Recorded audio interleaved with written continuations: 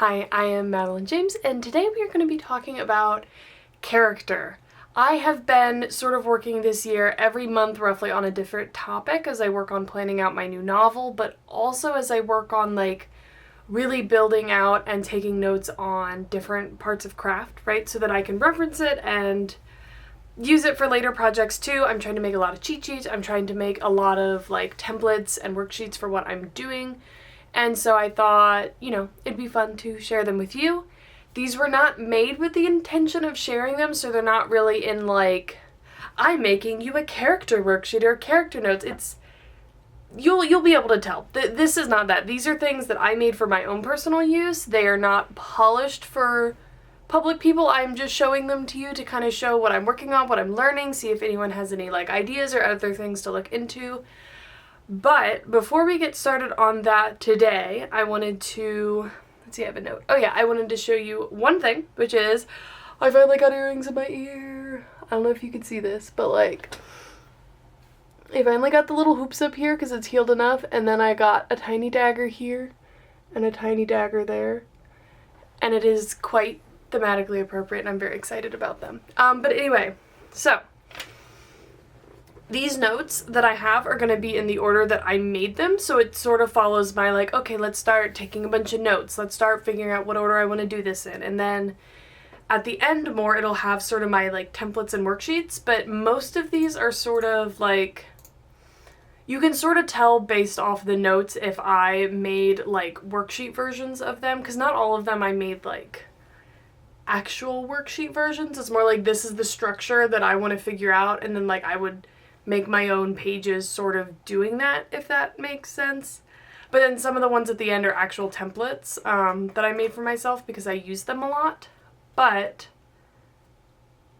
yes, also, so the last time I did this, which I did this for Theme and Conflict, which was my first month project, I actually set up a page on my website where I can put these, and I don't know if this is going to work out well, so if you have any feedback on that, I would really appreciate it. But basically I put a picture of all these different little pages, and if you click on it you should be able to download them. I don't know if people actually want to download them. They're not really necessarily I don't know, if I was making these for people to use and download, I would have done them very differently, but these are just my notes. But I thought, if you want to, you can, kind of.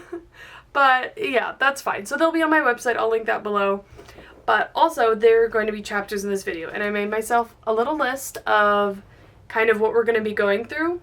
So the different pages are going to be, first we're going to be talking about cast design and dimension notes, which is mostly coming from Story by Robert McKee. And then we're going to be talking general character development notes, and this is just kind of pulling all that stuff from the dimensions and the cast design stuff and other high-level character notes kind of together, and also pulling in some of the theme and conflict stuff we talked about before. I'm going to go over my character template stuff. I'm going to talk about character acts, and then I'm going to show you my by-act characterization worksheets and notes, which is what I used, which was my big breakthrough. Right, if you watch the vlog, that was my big breakthrough of figuring that out in a way that would really help me. So if keeping all the character stuff in a way that you can access it is something you struggle with, this might be very helpful for you. And I think it's something that will need to be different for every story, every major story structure. We'll talk about it when we get there. But let me pull up a screen recording here.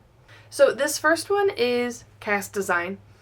And I think that in terms of the order that I would actually do this in, I would kind of work on your main characters dimensions, which we'll get to, along with this cast design part sort of at the same time. But my story is sort of a heist found family structure, so having that whole group of people is kind of not that I don't have one main character because it's only one POV, but I needed all of them to work together. That was a very significant part of the story, so I started with this here. But essentially I start with noting the story situation, which is just your external plot or the setting or whatever that notable thing is that will kind of tie all your characters together that they're going to be interacting with. So for my book, this was they have sort of like a heist. It's not exactly a heist, it's more like they have to like go do a thing, but it follows that sort of heist structure. So that's sort of, they all have that shared goal, that shared mission, right? So then, you know, breaking down the story goal that your main character is pursuing relating to the overall plot. So each major character role is interacting with the story goal as either a helper or a hinderer, and each role can be filled by one person or a group of people. And again, this is all like story by Robert McKee. The main character role can alternatively be filled by a main team that shares the same goal and will win or lose together, as in the case of my book. And it is useful to understand the purpose of each role to the story before assigning characters.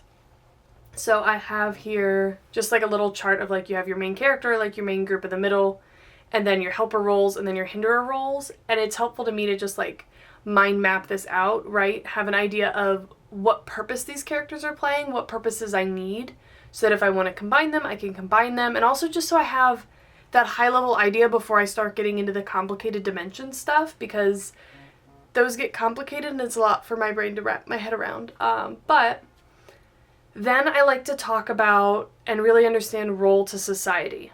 And this is something I like to do before I get too much into the society world building, but all of this comes from some talks that Fonda Lee has done, who's the author of the Greenbone Saga and a bunch of other stuff. But she essentially talks about how, you know, the way the reader will perceive your main character or team in their pursuit of their goals is kind of dependent on their relationship with society, right? So you have to know, from the, you know, perspective of the story you're telling, are the readers going to view your society as like good or bad, right? And then you have to put your main character in the context of that, right? So if you have a, you know, a peer society that your audience will support, then whether or not your character is opposing or upholding society and acting for themselves or acting for others will kind of depend on what sort of role they fill. Same thing with if the audience does not support society. So like a morally gray character, you know, would be someone that is opposing society but acting for themselves, and the audience does not support society. So that's like, think about like your Han Solo, right? But then if the audience supports the society, that's sort of a role for a villain, right? So like you got to be careful of how you're doing that, right? And that'll kind of affect your whole cast design, which is why I sort of like to have that figured out before you get too far in, because it really does make a big difference. So in my world, it's not that the audience doesn't support society, but this society is moving in a negative direction, right? So it was a little bit interesting, but like I think this is good to think about and kind of roughly figure out how the reader is going to view your society, and also depending on like if you already know how you want your character to be motivated and like whether or not they will oppose or uphold society, that might affect how you build and show the society to the reader to make sure they're viewing your characters the way you want. So then I have cast dimensions, and this is just a lot of notes on cast dimensions or dimensions and contradictions in general, and these apply to both characters and your cast. And this is something really big in like Character by Robert McKee, but essentially this is the idea that contradictions are what create complex characters, where we never really know exactly what part of their personality will assert itself in any situation. It creates tension for the reader as we try and understand the character, just as it creates tension with the character as they try to understand themselves. So your main character could have like 3 to 4 for a standalone novel or more for a series. Major side characters might have 2 to 3. Supporting characters will probably only have 1, and then less significant characters won't have a dimension, only a dominant trait. And characters typically have a dominant dimension in a story, typically relating to your theme line, which we kind of already talked about, and we sort of already have the main character's dominant dimension sort of figured out already. Sort of, we'll get to that. But when you look at your cast, each character will typically have a different person or group of people that bring out each side of their dimension. And this is a natural side effect of building characters that will create conflict with or within your character or allow you to show different parts of them. So this isn't something that I think necessarily you need to build exactly like this, right? Like that didn't even work super duper well for my brain. But being aware of the dimensions and figuring them out for each character, and then sort of like, I think it helps, like if you're just naturally thinking of characters that will create conflict with other characters, this is sort of what you're doing. And then you just don't want to have characters that are going to like, you don't want multiple side characters that will create the exact same types of conflict with the other character, because that's just boring. Why do you have two characters then, right? So depending on how much you apply this is, like, up to how you work, but, like, the concepts are really good for me in figuring it out character by character. So then types of dimensions, and this is where it can start to get a little bit rough for my brain, which is why I have so much notes on this.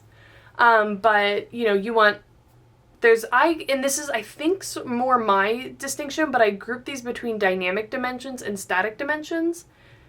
Because the character by Robert McKee, when he talks about all this, like, a lot of these change over time, you know what I mean? Or, like, from the reader perspective, it feels like they change. So I wanted to, like, kind of make it clear for my brain which one of these are sort of representing change in a character versus, like, just contradicting parts in a character. So the first group I have are dynamic dimensions, and these are dimensions that are, like, typically, like, centered to the plot or the character arc, and are usually, like, revolved around the story. They reflect a change that will happen.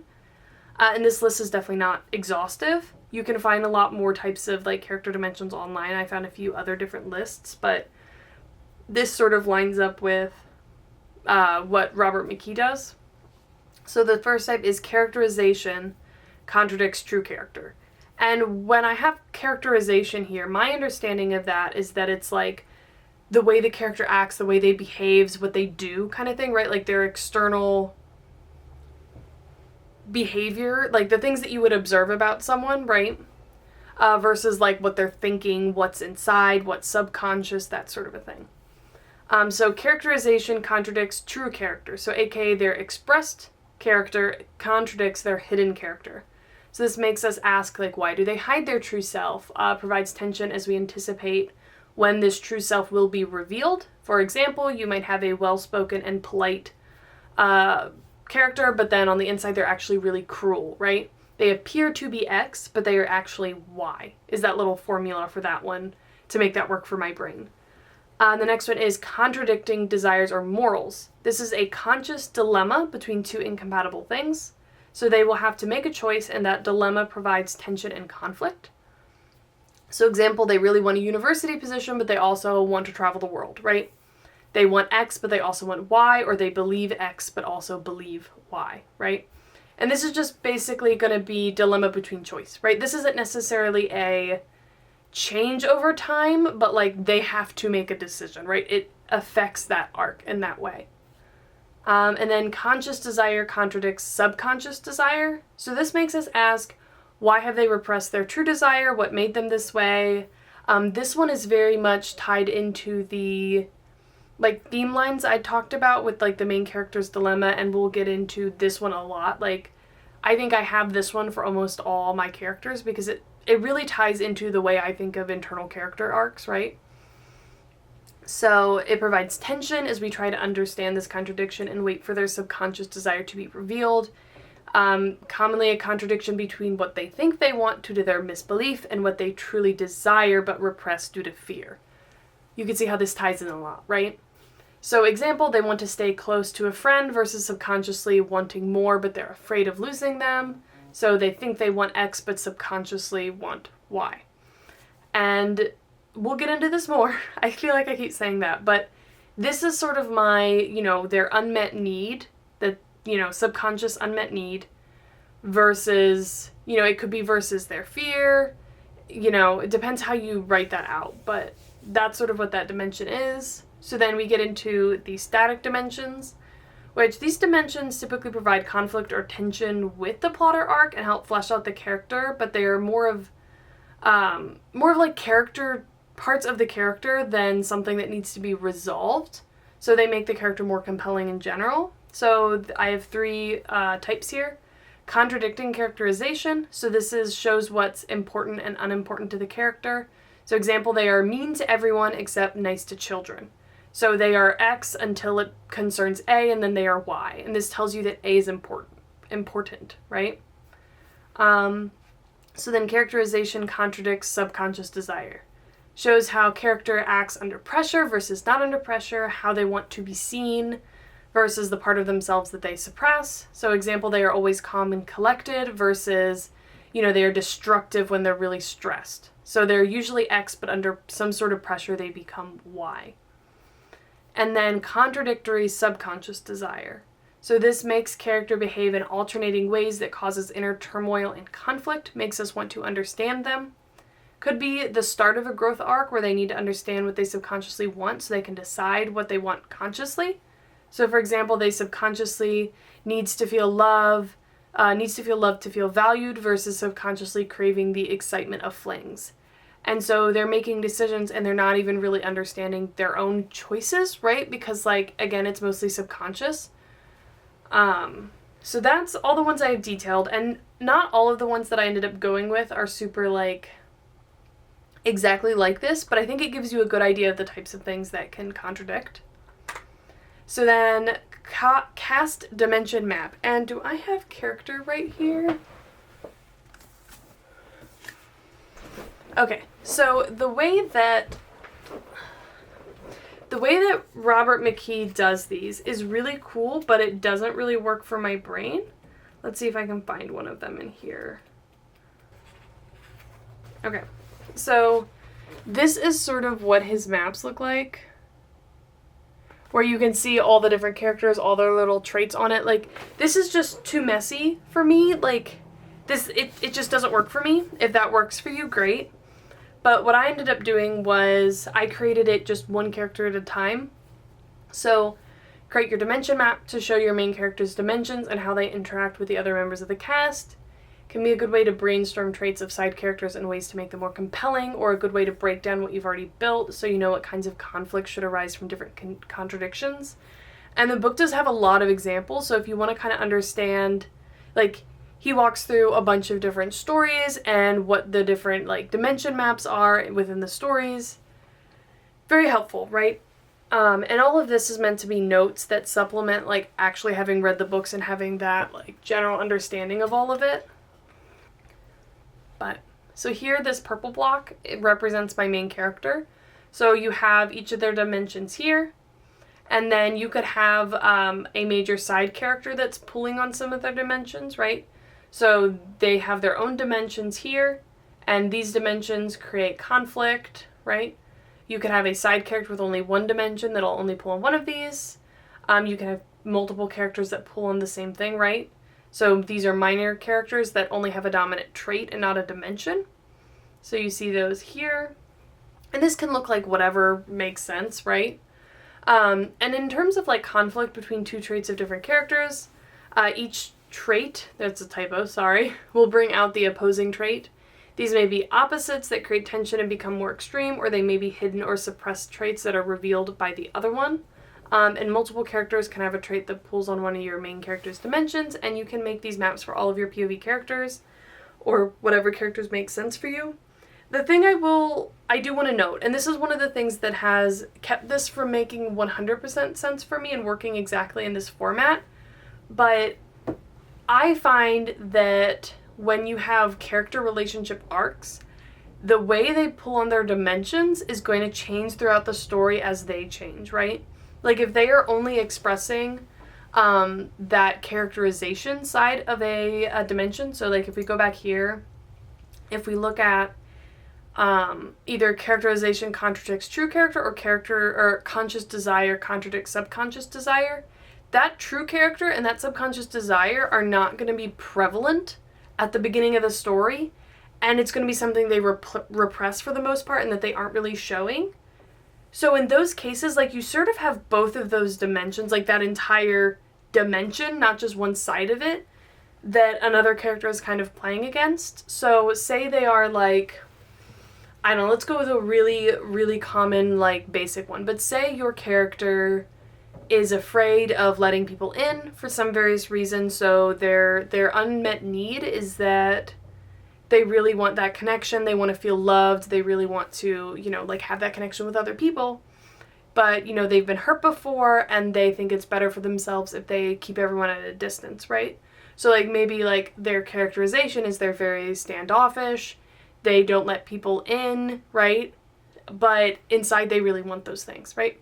So if you have a side character that, say, is this person that's going to end up throughout the story being really close to them, either as, you know, some form of like lover or relationship or really close friend. You know, at first, they're going to only get the side of them that they're showing people, right? That external side, that standoffishness, that pushing people away, right? So that is going to create conflict, right? Them and that standoffishness. But then as the character kind of changes throughout the course of the story and learns that, you know, to overcome their fear a little bit, to let out that like true desire to be loved, that is going to pull them and that other character together, right? So I didn't find a way to like really note that here, but like if you have a whole dimension and another character that's pulling on that, and it might be the same thing for the other character where at first they're both pulling on like this side of their dimensions, but then as they start to overcome that fear, these sides come together. So you have like conflict here and pulling together here. And also not all of these have to be like conflict where it's negative. Sometimes it can be like people just pull them this side out of them. So say one of these dimensions is like, you know, they really, really care about their friends and they're really loyal to their friends, but then on the other side, they're absolutely vicious and unforgiving to their enemies, right? You would on one side have, you know, people that they are really loyal and trusting to, right? You would want to be able to see that dynamic of them being so loving and caring and loyal to their like close friends and family, while other side being vicious to their enemies, right? So they're not going to have conflict per se with their close friends, but like maybe their close friends will be in danger and they have to protect them. Like, you know, it's not this cut and dry, right? Which is why I think a lot of people struggle with this sort of a thing, because it's not this neat, you know? Like, this is a good way to learn about it, like a good theory perspective, but I don't always draw it out exactly like this or try and make it exactly match this. But yeah, so this is Cast Dimension Map. This is going to be such a long video. Okay, so then getting into the character sheets, or the character notes. So the first thing I wanted to do was kind of tie all the like character things that we've talked about before, because we've already talked about, you know, the main character's dilemma, which ties into the theme, right? So that's down here, and this is just one of the examples one of the examples that we looked at. But it's essentially just like, what is the character's like choices that they have to make consciously, right? And so a lot of times this is between, you know, affects their need and their fear and all that. So I kind of tied it all together here, where the competing ideas and the theme line of the story are going to directly relate to the character's dominant dimension. So both of these then tie into the dilemma the main character is facing when it comes to accomplishing the external goal of the story. And this honestly may be a really good place to start, even before working on the theme and conflict stuff, just to figure out exactly what you want those to be. But on this left side here, right, so you have the theme or the idea of your story, and the character must learn the theme or idea before they can acknowledge their unmet need and overcome their fear to go after it. So that kind of ties into their need, right? So they need to get their need, they need to learn the theme or idea or choose it, right? And then that ties into one side of their dilemma, which is, you know, the option that involves embracing the theme or idea and overcoming their fear in order to accomplish the external goal of the story, right? Because this dilemma is more external. So then over here, on this right side, you have your misbelief or the counter idea, and due to the character's misbelief or lie, they have a deep fear which keeps them from going after their need. So this ties into that fear, right? Their conscious desire to avoid fear. And then the option that involves avoiding their fear while still trying to accomplish the goal, typically the approach at the beginning of the story, is typically maybe related to the other side of the dilemma, right? Or at least affects how they go about their goal in general. This isn't an exact way all these relate, but like this helped my brain keep all of these straight, because they are all really, really closely related, right? And a lot of stories talk about them so separately, and that makes it difficult for my brain. But yes. So then I have some notes on goals, motivation, and conflict. So in most cases, you will have both an external and internal goal, motivation, conflict. The goal being what your character wants, the motivation being why they want it, and the conflict being what is keeping them from accomplishing it. And I feel like I pulled this out of the Conflict Thesaurus or the Wound Thesaurus. I can't remember which one, but I think I pulled this from those. I do like those Thesaurus books, they're good. But But yeah, so I kind of made a little like graph here to help me think about it. And like, I didn't end up making these for my characters just because it didn't quite make sense given that I have this like, I did note all of these things, but I didn't do it in this format. But I think that if I was brainstorming it while I did it, I would have done it in this format. This is just like for me to think about it, and also I think I'll do it like this next time. But so you have your external goal, which is what the character is knowingly trying to accomplish after the break into 2 or acceptance of the call type beat, versus their internal goal, which is the specific outcome that would satisfy their subconscious desire or unmet need. And this typically starts as subconscious and the character isn't aware of it. And then you have your motivations, external and internal. On the external side, this is the why behind the external goal, typically what is at stake if they don't accomplish it.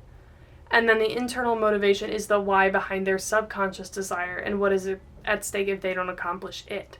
And this may be both like emotional and internal for the most part, and it's typically subconscious at first and the character is not aware of it. So then you have conflicts. So your external conflict are the antagonizing forces outside of your character that will keep them from accomplishing their external goal. This isn't just the villain, but the villain would definitely fit into this. And then internal conflict, this is the fear caused by the misbelief or lie that has suppressed their subconscious desire, aka their unmet need. The fear pushes back against any attempt to go after their internal goal. So then more character notes. So then I have notes on misbelief, wounds, and self-story. And I kind of have 3 separate notes because I've liked the way this was talked about in 3 different places, right? So Story Genius, The Wound Thesaurus, and Character by Robert McKee. So in Story Genius, they say the misbelief is the deep belief that the character will need to question, and that causes fear, which is stopping the main character from getting what they truly want. This misbelief is so integral to the character because at one point in their life and many other points it was the actual truth. Wound Thesaurus. The wound is the traumatic post-experience that has left the main character with deep psychological pain and a lie or false belief that causes fear that still drives their behavior today. The lie can be a belief that the fault lies within themselves or give them a jaded view of the world around them. And I did really like the way Wound Thesaurus talked about it. It was a lot more like, it was a lot darker and more detailed about that part than Story Genius is. So like if you like Story Genius, I would recommend reading the intro part of the Wound Thesaurus. So then character McKee just talks about this as the main character telling themselves a self-story of everything that's happened to them, which gives them their MO, aka the patterns and tactics for how to deal with situations, cope, and avoid fears. The MO tells them what they have to do to accomplish their goals. When fear happens, I just need to do behavior to return to balance, was kind of the idea. And I did like the way McKee talked about this here. I thought it was a little bit harder to grasp than like in Story Genius and the Wound Thesaurus, just because it was like one part of a chapter instead of like I feel like that could be a whole book just thinking about it. But it's also more like flexible, I guess. I don't know. I this is why I wrote all of them down, because they come at it from different angles. So then talking about the origin scene and crossroad moments. So flesh out the why behind the main character's misbelief to make their internal conflict stronger and more believable. To add specifics that can be pulled from, better understand how the main character will interpret what happens to them. And to inspire ways this misbelief and fear can be triggered in the story. And this is the approach in Story Genius by Cron. So you have your origin scene, and this is the moment where the main character learned the misbelief, when it was the truth and so impactful that it completely changed their worldview. And Cron talks about like actually writing out these scenes, and I actually found that incredibly helpful. I am not the type of writer that will like write things that aren't directly in the story, right? Like I don't really do writing prompts or journaling. I don't like some people just write from the character's perspective or journal from the character's perspective to get to know them. Like I don't do that kind of stuff. It's not helpful for me, but this was very helpful for me. So then crossroad moments. And these are 3 or more integral turning points that build off each other, where the main character has to make a choice that strengthens the misbelief. These are the major moments in the MC's past that they may think of when faced with a similar dilemma. And these make up the self-story, tying in what Robert McKee was talking about, that they tell themselves about how the world works and what they must do. And then, you know, you could write out these scenes where these misbelief grows, building off where they were before. And then I included some examples, and these sort of reflect the examples that Lisa Cron used in her book, but, you know, show main character doing something they normally wouldn't, a behavior they might still do in the present in order to go after what they think they want, the closest to their subconscious desire they can get while still avoiding their fear. And, like, you know, some of these can be one scene, some of these would be different ones, but I just, you know, made a list there. And I do want to note that the origin scene can be repeating trauma or a detrimental ongoing situation as well, instead of a single traumatizing moment. And that's something they talk about a lot in the Wound Thesaurus. So in this case, for doing this, I would just choose a scene that is a good emotional, like, anchor point that they might specifically remember, even if it's, like, a lifetime of trauma kind of thing. Because I definitely had some characters that were just, like, they were sort of in abusive situations growing up, and so there wasn't just one moment. But, like, you can find little turning points where they realize something, right? Like, you can find those, like, maybe the point where they, like, lost hope, or the point where, like, they tried to escape and something happens, right? Like, you can find important turning points where they learned lessons just to really anchor yourself into what that is, what that lie is to them, and why it was the truth for them, you know? Like, that part really, I really like that. So then next I was kind of detailing out wounds and fear, and this is sort of just like definitions, but these are all things that I sort of figured out for each character. So you have fear, so this is the wound causes debilitating pain, creating a fear strong enough to leave them with a single purpose, do whatever it takes to make sure that it never happens again. So they want to stay in a safe, though dysfunctional zone where they settle for less while trying to ignore the hole created by their unmet need. Their fatal flaw is the main trait caused by their fear that hinders their ability to be truly happy. So this is typically the opposing side of the character's dominant dimension competing with their unmet need. Then I have emotional shielding or armor, and this is mostly from, I think, the Wound Thesaurus. So how the character protects themselves from people or situations that could hurt them. These could be character flaws, self-limiting attitudes, skewed beliefs, and dysfunctional behavior. So this could change how they view themselves. So the lie determines what they must learn to heal. There could be personality shifts. So previous traits are now seen as weaknesses and are replaced by ones that serve as emotional armor. These can be flaws, but can also be neutral or even positive in some ways. What is important? Avoiding more hurt now trumps other goals and priorities the character may have had. Relationships, communication, and the ability to connect with others can have a large effect on relationships in general, and in particular relationships. Emotional sensitivities. So certain emotions can be too triggering or painful. So emotional shielding protects them from feeling that emotion. They don't want to feel that way ever again. And then moral code. As a view of the world and the people around them is changed and becomes more jaded, as blame is laid in the character's mind, what they are and aren't willing to do can change. And with all of this, I really like breaking out this specifically because it helps you understand who the character was before they learned this lie, or who they could have been, right? The way this lie changed them, and then that sort of gives you a blueprint for who they could be again eventually. Like, they are never going to be that person they were before, but as they overcome their fear and break away this armor slowly, right?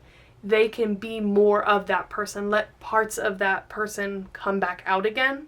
And I really love thinking about it that way. And again, that's all from the Wound Thesaurus, which I really, really liked how they talk about this. It's like taking this, like, the wound part, the origin scene, and the lie of Story Genius, and just making it so much stronger and darker and just more well evolved, you know what I mean? Like, I really think it's a really great companion to that. So then, unmet need. And this is a term that I'm going to use going forward that I really like. It is not one that I directly found anywhere else as, like, a term. It was more just, like, something that filled that hole in my understanding of all of this as, like, to balance it out. But the unmet need is essentially due to their fear and emotional shielding. There's a deep need that the character is now ignoring or suppressing, And as this unmet need is put under more pressure and increasingly neglected, it will get stronger and stronger until eventually the character will have to choose it over fear. And I think I heard that term, I think it was mentioned in the wound thesaurus at one point, but it wasn't one of those bold underlined things. And like, this is, they call this different things in a lot of places. Like, this could be their true desire, their true need, their true want. But none of those really, those were all a little bit confusing to me. So I just, unmet need is what I'm calling it. And then this is the one I actually like came up with myself, but like settled for. And this is how the character has settled for their unmet need due to their fear and lie. And this is normally what they think they want to maintain, something that they have created in their safe world to make them think they're happy, that they have enough. And this is the one that filled that hole. I got these. It's fine. This is the one that I felt sort of filled that hole in my head, which we'll get to in a little bit, and you can see where I put it in my little like diagram thing. And then the last thing is the final straw. And this is the moment the character's unmet need will get strong enough that they can't neglect it any longer, and this is typically the darkest moment beat, or like that dark night of the soul. Alright, so let's get into the character template. So this is the template I used, and it's 3 pages for every single character. I did like a brainstorming thing on my whiteboard, which you can't really see here from here, but this is where I was kind of brainstorming their dimensions and the traits that are caused by like their lie, their fear, their need, etc. And then from that I went and filled out this template for each of my characters. So I have the lie, or the misbelief they tell themselves, and then I have the wounds. And this is sort of, I just kind of detailed, it's half a little bit of backstory, half just like the wounds.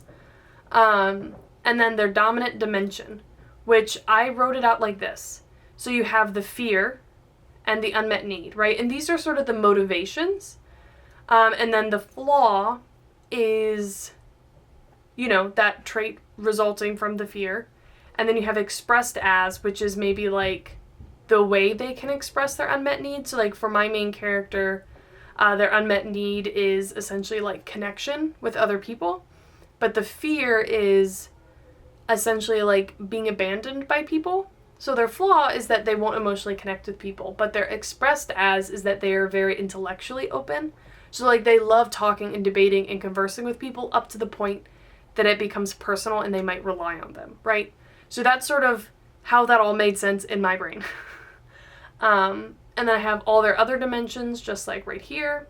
I have their safe world, right? Like how they are kind of surrounding themselves to sort of satisfy their unmet need as much as they can while completely avoiding their fear. Why they used to be? This should be who they used to be.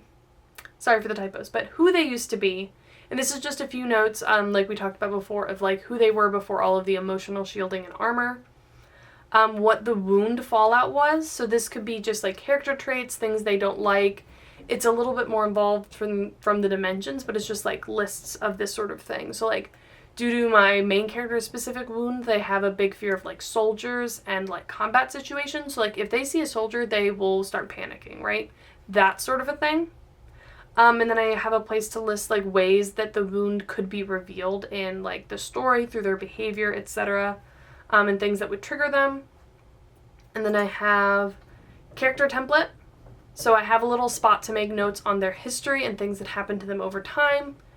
I have a place to kind of just summarize the origin and crossroad moments, and then the tics, which is also, I think, a Story Genius thing where it's like the inciting incident, the thing that makes them choose to go do this thing, right, is not the first thing that has pushed them in that direction, right? There has been increasing pressure to push them in that direction that finally, like, hits that precipice to push them over into choosing and makes that feel, like, inevitable and, like, there's some conflict and tension from the first page. I love that. Those are the tics. So I have a spot for that. I have a spot for some notes on the internal arc timeline, and this is just the only graphic I could find in Canva. This is not what the one I looked like drew. It was more like a choop kind of thing. And then I just have some brainstorming space for plot events, or things like in the story that could strengthen their lie and fear or strengthen their unmet need. And then here is just some of the things, and this is like a shorter list than what Robert McKee has, but he sort of has like a bunch of things to figure out for character. And these are the ones that like I thought kind of made sense, but it's like, okay, describe them like them naked, describe them clothed, describe their, gender and sex life, the things that they're like, attracted to, how they are at work or their work situation, at play, the things they're knowledgeable about, the things they're ignorant about, their manners and the way they treat people, their vocal tone and language, and then secrets they might have. And then before we carry on, let me switch out my camera battery. Okay, we are back. Okay, so the next section, we're going to talk about character acts, which, there we go. And so this is something that I don't feel like is in my final state yet of how I'm going to do this, but it's sort of where I have it now. But essentially, I sort of broke the character development into acts or major phases. And this is since the core theme and competing ideas are typically represented by your character's dilemma and their fear and unmet need, aka the internal and external GMC. The major acts of the plot will likely reflect the major phases or acts of character development. And I have an example here, but essentially this was easy to do and really straightforward for my story because, again, I did like a heist found family thing, so like the way the characters are interacting with each other is kind of a big part of my story, right? So it really made sense for me to think about character from that perspective, which we'll get into more, but I kind of tried to make just like an example that sort of fit into what we had talked about before, and this isn't exactly what I did. But essentially you have, this timeline of your story, some of the major beats are your inciting incident and choice, your midpoint and revelation, dark night of the soul and aha moment, then your climax. But this first phase, I kind of have both the fear and the unmet desire are sort of not as prevalent, right? So that's why I have them both grayed out. The fear is slightly more dominant than the unmet need. But at first, both your fear and unmet desire in the background, the main character is in a safe world where they avoid their fear and they think they have enough, right? So neither of these traits are really being triggered that much, right? So then you have the inciting incident and choice, and here the fear becomes more dominant. So they are forced out of their safe world. The main character is being ruled by their fear. They're unaware of their unmet desire. They try to achieve their external goal without truly facing their fear, right? And I think you could do this a lot of different ways, but this is sort of one example, right? But, they're just basically in this fun and game section or, whatever you want to call it. They're being ruled by their fear and avoiding that, but still trying to, like, do all the stuff. And their unmet desire is very subconscious. Like, it's not that you won't notice it and it won't kind of peek up, but, like, the character isn't aware of it, right? So then you have their midpoint and the revelation where they realize their unmet desire. And so now they are ruled by the growing internal conflict between their unmet desire and their fear. They know what they need and what's at stake if they don't accomplish it, but the fear and the lie fight just as hard for control. And in this section, the fear is still winning, but it's not like winning to the same level, and there is that conflict where they're being pulled back and forth, back and forth, back and forth, stronger and stronger, until you reach the dark night of the soul and the aha moment. So this is where the unmet desire is finally going to be greater than the fear. So realizing the lie, the character is able to overcome their fear enough to choose their unmet desire and go after their true inner goal, which, is kind of high level, sort of relates to that internal character arc and also like, how they would be characterizing themselves based off these traits, right? Because these traits are going to affect how they act. So what I did, and this is again, if you watch the character vlog that I have, which I think is probably like the video before this one, but I made myself a little page for every single character in my like heist group, which there are 5 of them, for every one of the major stages that I saw in their like dynamics. And this is really what I'm plotting the story based off of. Like, I haven't gotten to like the actual stuff that's happening like plot wise, right? But it's going to follow this structure. So I have the initial phase, and for each of these I have a sort of worksheet, and this is just an example of what one looks like, but then I went through and took notes so that I remember what I use these for, and also like so that you would know, but mostly for myself. So I'll kind of show you and walk you through all of these, but this is very much like, again, I have a found family type situation where the way like them finding each other and being able to bond with each other is part of every single one of the characters, like, character arcs, like, what they need to learn. Like, the whole theme of my story is essentially that they need to learn that, like, they can be stronger with other people and that they're not stronger alone. So keep that in mind. I think this would look different for every story I do and probably looks different from every story you do, but my main goal here was, like, all of these different character notes I made, right? Like, they're great, but, like, if your character is different and changing throughout the story, how do you remember how they're supposed to act and behave in each part and have that figured out from the plotting perspective to show all this stuff? Because, like, and this is part of why I picked this project to work on next, because it's forcing me to figure out all this character stuff that I struggle with. Because, like, I have 5 different characters with their own arcs, with their own fears and struggles, and, like, only one POV character, right? So I need to be able to show all of their different relationships, all their different arcs, all of what's going on internally without ever actually really saying it for all but the main character. Like, they're not going to have, like, it's going to be more discreet, right? Like, they're not going to have these big heart-to-hearts where they say everything they're thinking and feeling. I want it to be, like, discreet where you can pick up on it and the main character's, like, trying to understand them, but, like, none of it's going to be explicitly said. So I need to put so many hints and, like, make sure people can understand it and make sure my character is learning how to trust them and understand them. So this is me figuring out, like, for each of these stages, what are the things that I need to know about this character? What are the things this character is going to be doing, right? So that I can have just, like, these initial sheets for each character as a reference when I'm plotting that part, writing that part, and then I'll have different parts for each stage. And this is what worked for me. So if this makes no sense to you, then, like, make your own version or don't do it at all. But, like, this was genius for me to figure out. Like, this worked so well for my brain. Like, everything just started to click once I did this. But initial stage. And so this is where they are going to be showing their outer self, right? This is the version of themselves or the side of their dimensions that they show to strangers. It's who they want people to see them as, the mask they wear, right? This is how they are acting at the beginning. This is how the other characters are seeing them from the beginning. And then I have their motivation for joining. Again, because each of my characters is joining this, like, mission for the, like, heist or whatever. So they all have their motivation for accepting the call or going after the goal, what they're hoping to get out of it. And they may be multiple layers of motivation, such as what they tell people their goal is versus what their secret goal is, or they may have subconscious motivations or, like, multiple motivations, right? Like, I detail all this stuff here because that's stuff I need to be thinking about at the beginning because the character is going to be thinking about that and, like, they're going to want to know why they're doing this, right? These are things they'd ask each other.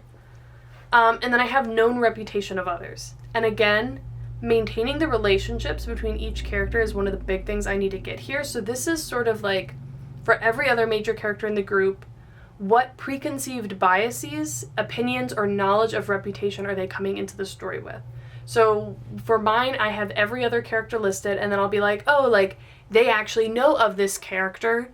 They've had these interactions with them, and they think this of them. Or they've never met this character, but they know other people that work at the academy, and, you know, they have this general opinion that work at the academy, right? And these are ways that you can show this character's, like, biases, their history, what they know of people. Like, this makes that really deep and kind of goes into this without just, like, meeting people with nowhere to start. You know what I mean? So then I have their tics. So these were those progressive tics that led them to joining. So these are things that might come up early on in conversations or thoughts, provide depth to the choice and show the unwillingness previously, and can show how the choice was inevitable. Then I have background and accomplishments. So these are what previous skills and experiences do they have to call upon. What of their own accomplishments might they have learned from or be proud of?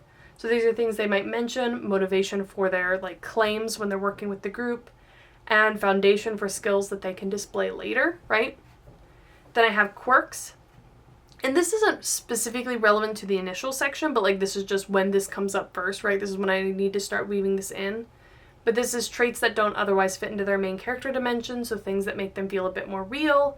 And it would be good if these have some grounding in their history, other traits or something. So this could be like, oh, your character's a little bit OCD about their food touching, or, like, I don't know, just, like, other little stuff like that. They love reading. They hate I don't know, Brussels sprouts, whatever. So then I have voice, and I haven't fleshed this part out yet, right? Because I still have a separate section that I'm going to do later where I really flesh out dialogue. And so I'll probably make like a dialogue sheet going through dialogue by Robert McKee for each of my characters, and then like provide like notes in my cheat sheet for that here to remember. But it's essentially the character's voice, right? So their word choice, sentence structure, etc. Are they poetic? Are they gruff? Whatever. What would they comment on or talk about, given that, you know, what they think about is what they talk about? What changes their voice style? Like, when they are nervous, do they talk faster? What is their dialogue personality, right? Like, are they pessimistic? Are they a people pleaser? Are they teasing, etc.? And, like, again, depending on your character's dimensions, these might change based off who they're talking to, right? Like, they may be really respectful of people in higher hierarchy type positions, right? People they consider they're like betters or elders or like formal people, right? They may not care about those things. Like just all of those little bits and things that would come out in their dialogue and the way they talk to other people, I have noted here. And then I have turning point to stubborn, which in my sheet I called this hostile because again, it's a group dynamic thing, so like they first turned to being very hostile towards each other, but like I thought stubborn made higher sense for a more vague worksheet for me to like look at this later. But essentially their fear and lie are being pushed to the point that they can no longer be that ideal outer self. They change to a defensive mode where they are stubbornly clinging to their fear, refusal of their unmet need, and approach to their goal that won't make them face their fear. So this is like, what do they think during this turning point and what's making them turn, right? So then I have the stubborn section, which again for me was the hostile part, but you have their stubborn self. And this is the version of themselves that is very dominated by their fear. It's more personal, right? Because they're not hiding their mask, right? But they're also not touching on those vulnerable sides yet. So then I also have their triggers. So what would be triggering their fear, right? So try to focus on things that would come up in this story, conversation topics, feelings, etc. And then how do they respond when triggered? So how does a character react when their fear is triggered? Do they flee, shut down, detach, get angry, cry, whatever? And then hints of their true and hidden self. So this is the part where I'd start to show just little hints of like ways their unmet need and the side of dimensions that are hidden or subconscious could just peek out to give a hint to like the reader and other characters of what's actually beneath. And then how were they approaching their goal at this stage? So given their stubbornness and what they are clinging to, of their fear and avoiding their vulnerability, how are they going about their goal? What their opinion of others are, and this is kind of just, I have this for every section. It's just basically like gives me an idea of what they're thinking of the other characters and how that affects like their relationship. So for each other major character in the group, what is their current opinions and interactions with them? Now that they're seeing past each other's outer self and they're seeing their more stubborn self, those negative traits that are coming from their fear are really dominant here. What are they thinking of those characters now based off who they are, right? And then I have their turning point to fragile. So this is probably going to be like midpoint-esque, but this is where they're going to discover something that will make them want to be more vulnerable. Maybe they have realized their unmet need and what they're missing. Maybe they realize they can't reach their goal if they don't venture more into the unknown, etc. Their fear will still be in control, but now the unmet need is going to be at the surface too, and they will have that tug of war going forward. So what happens, what is the character thinking, etc. So then this fragile section. And so I have their vulnerable self. So the more personal and hidden sides of themselves that they haven't previously shown except maybe in hints, the sides of the dimensions that are opposite those controlled by fear. And this isn't going to be like they're completely this, right? Because they're still also those other sides, but these are new parts of themselves to be weaving in. So what is their secret or new motivation and goal? So the updated goal for the character for their external and internal goals, their secret motivation normally comes into play here if they have one, or the goal and motivation may have changed. And then really like, how are they struggling to reconcile their unmet need with their lie? So the fear and the lie are still strong, but they're warring in the character with their unmet need. They want to fulfill their unmet need, but they also can't overcome the lie and fear. So what is that internal struggle between the two? Then I also have a section for like pulled back and forth. What are some of the specific things that would be pulling them back and forth between unmet need, fear, unmet need, fear? And then what is their new line to cross? So they've decided to be more vulnerable, to try a bit harder and open themselves up more to accomplish their goals, but they still have their fear. They still believe the lie. So what is that new line they won't cross, right? Because it's going to be looser than it was before, but is still there. And this may also be something that's like subconscious, like they can overcome their fear to a certain extent, but like if it starts to get too close to this, they'll freak out or back out, right? Their fear will be too strong. So then I have fragile opinion of others. So for each other major character in the group, what is their current opinion and interactions with them? So now that they are showing sides of themselves more, allowing their relationships to grow, but other characters may be opening up more as well, so they're seeing new sides of them again. And these relationships are all going to be very fragile and tentative and still fraught with hesitation, because again, there's so much internal conflict in this stage between what they're doing, what they're choosing, and that plays out in the relationships too. So then surfacing wounds. So the more they start to push back against their fear, the more their wounds and that deep-seated trauma is going to appear. So in what ways will these wounds show up even stronger before? But yes, like this part is like, and again, like throughout the story, like that ideal and counter ideal are going to be stronger and stronger and stronger on each side as you go through the story. So at this point, the fear is the strongest, the unmet need is the strongest it's been. So those wounds are going to be pulled on even more than they were before. It's going to be so much more extreme. Like this is going to be so far their darkest moments, their lightest moments too, just going back and forth. And then the turning point to darkest moment. So when it really matters, they're pushed too far. They lean into their fear and the lie, sending them into the darkest moment beat. So what would make them hit rock bottom? What does that look like for that character? What is a choice where they choose their lie and risk losing their internal goal for good? And this should be a very, very strong and emotional moment. Again, like this should be leading them into their darkest moment, their rock bottom. And what are they thinking here? And then I put darkest moment and strong on the same page, but because darkest moment again is like a few beats. But I wanted to detail both, like, what are their darkest thoughts here? Like, once they hit this moment, before they realize the truth, what is the character's darkest moment, their rock bottom? What are the thoughts they will have in this moment about themselves, their choices, their future, etc.? And then, what is the aha moment? What is the moment where they realize the truth, that they can overcome their fear, that, you know, the lie is a lie. They can still have a chance to achieve their goals and fulfill their unmet need, whatever happens, or whatever helps them through this realization, which would be significant. And this is from, like, this is a Save the Cat beat. Like, this whole part kind of is a Save the Cat beat. And then I also wanted to really detail what it's like for that character when they realize the lie and the why behind the lie. So this is, like, what makes them realize that their lie is, in fact, the lie.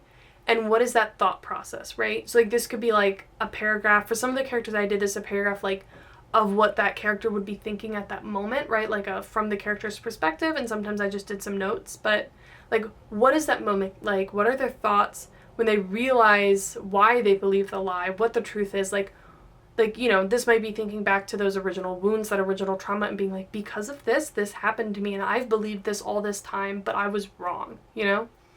And then realization of how they denied themselves their true need. So along with realizing the truth, they also realize how believing the lie has kept them from their true need.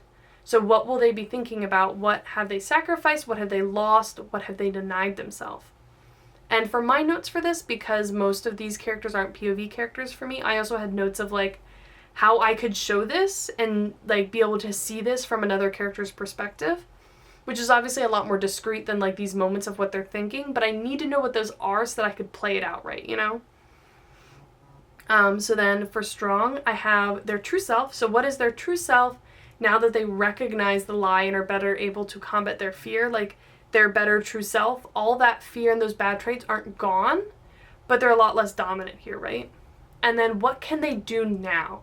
So what are they able to do that they've been holding themselves back from previously? Like these should be things that in this story, we've seen this character pull away from, see these characters avoid, not do. But what are they going to do now that they've kind of overcome that fear, right? And this would be a way to show the readers and show themselves that they're changing. So typically what they were hesitating to give into fully in the fragile section can be declarations of emotions, the confidence to go after what they want or stand up to someone, etc. And then we have how they can show it and prove it.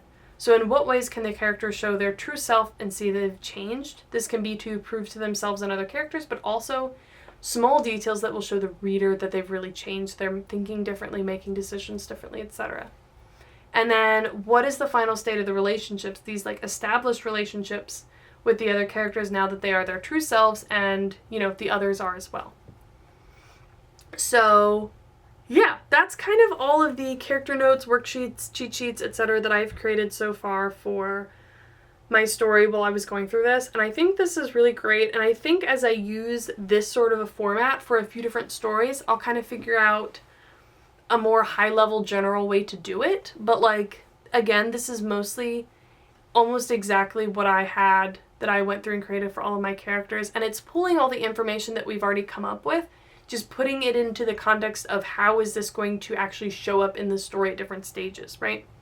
And again, it will depend on every different character and story. But the main things I pulled from here, the main resources, Character by Robert McKee, obviously, a little bit in Story by Robert McKee, Story Genius by Lisa Cron, and the Wound Thesaurus, which, do I have that up here? Yeah, that's this one. The Emotional Wound Thesaurus by Angela Ackerman and Becca Puglisi, which I actually saw I was watching Meredith E. Phillips, and she was talking about figuring out this stuff and was like reading this book and like was like, oh yeah, it's great. And that's why I got it. So thanks, Meredith. But yeah, if you have any ideas for like other things that could be really good resources here, I have read a lot of craft books.